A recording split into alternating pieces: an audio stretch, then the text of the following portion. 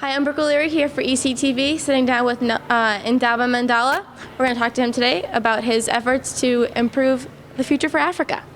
So how has following a legacy such as your grandfather's shaped your outlook for the future of Africa? Well, my grandfather is a leader who dedicated his whole life to freeing the South African people, and he did that by gathering the support of the rest of the continent.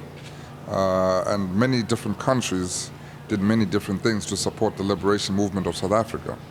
So for me, it's to make sure that we continue in the same line by making sure that even in this post-colonial era, that African countries continue to work together. Because I know that since they've gained independence, some of them have kind of forgotten how we gained independence. And so it is my duty, it is my responsibility to make sure that we as Africans continue to work together in the 21st century, whether it be trading, whether it be supporting each other's governments, and the challenges that we have in terms of breaking the cycle of poverty and making sure that we develop in a positive manner. But this development, we have to make sure that it's being led by African people. So that is how he has really influenced my life. Now you make these comments on making a more positive future for Africa, and I know you've done a lot of work to empower the people. What are your next few steps in empowering the people of Africa and making them want to make a better future?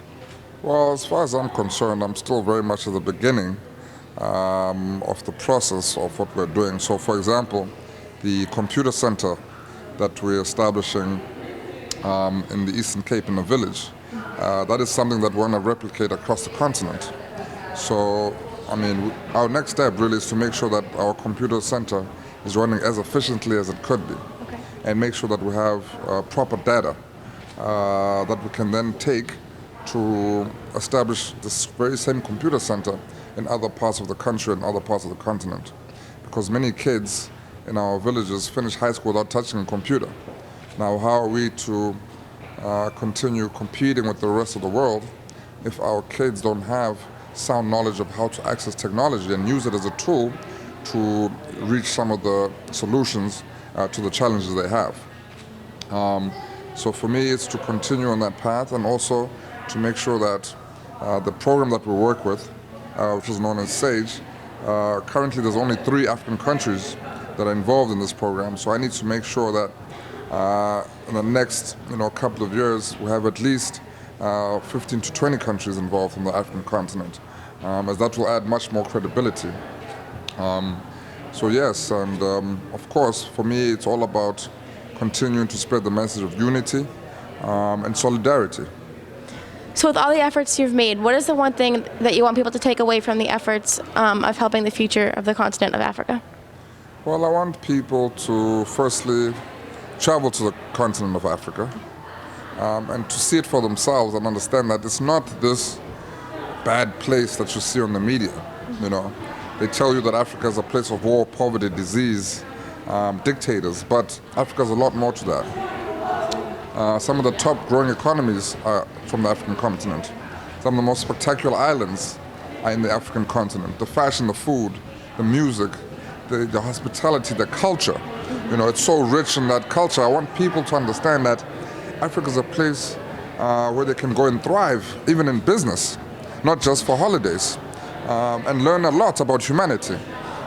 So, I just want people to understand that Africa is no different than going to a Mexico, a Paris, but we just have so much deep history and so much rich culture that cannot be compared to other countries. And I want people to interact with that. And I also want people to understand that they have the power to become the next Mandelas.